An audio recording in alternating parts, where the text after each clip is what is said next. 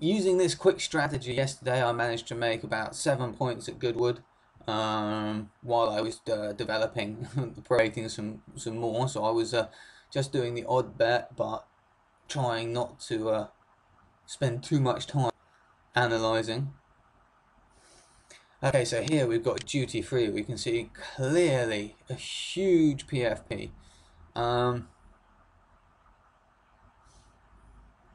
Now, looking at the class of the last race and the last good race, something would suggest to me that this huge PFP may be slightly overrated. Occasionally we get something that's slightly overrated due to an exceptional performance in one race, but it doesn't mean that that's going to continue, which is why looking at the class level of the last race and the last good race is important. And to be honest, I would probably stay clear of that.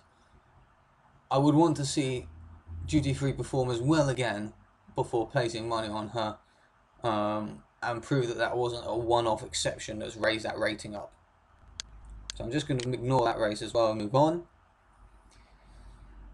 Okay, this looks like another good race for us. We've got Count Soprano, 1506, and George Adamson at 1506. And then the next best is Heliobia at 1503.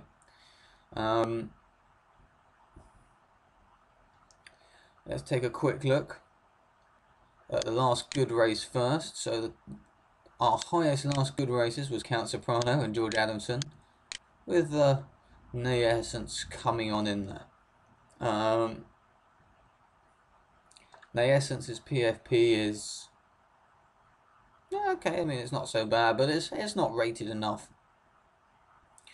What might actually help us here as well is if we head back over to design a race card and load our template. I'm just going to add in career starts at the end and save this template. Replace it. Come back here. I'm going to reopen the template, then reopen this race, and you'll see that we've now got career starts. So I just wanted to see how many runs Nay Essence had, because if you'd only had a couple, then this would have been a good rating. But 19, okay, so kind of average performer. So clearly, we've got two strong contenders in George Adamson and Count Soprano. Possibly a Dutch between those two would be good. Threat to that would be Heliobia, who's got an upper level of 1506, so could run to their level. But the last good race was not as good. George Adamson, sorry, he's one of our selections. Nay Essence is also a possible threat, with the last good race being near the same level. And if George Adamson and Count Soprano aren't running to their best, then Nay Essence could nudge in. So I'll possibly be looking at a Dutch between Count Soprano, George Adamson, and maybe a saver bet on Nay Essence or Heliobia, depending on the market. Okay, so that's another race. Let's keep going, do a couple more very quickly.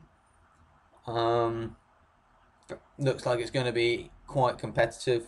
Quick glance, but again, we'll just ignore that. Move on. Quick glance down, no standouts there. Quick glance down, wow, that's straight away we see a good standout, and probably just go straight ahead. Highest last good race. Class of the last race isn't too bad. So final day we can probably go with a straight off win bet. I don't know what the odds are. Quite often you find that these runners aren't the favourite. So you can sometimes even an each way in as well. But a good standout horse like that would hopefully come well positioned in the final in the final race, in the end of the race. So that's a very quick way of using the ProRatings. With the PFP figures, the numbers we have are quite small. We fluctuate, say, between 1495. I mean, we can go very low and very high, but most runners fluctuate between 1495, 1490, and about 1510, 1520. The class levels fluctuate between about 1498 and 1505, so 1495, maybe 1505. There's no minimum or maximum on any of these. They're completely flexible depending on what happens throughout a race, but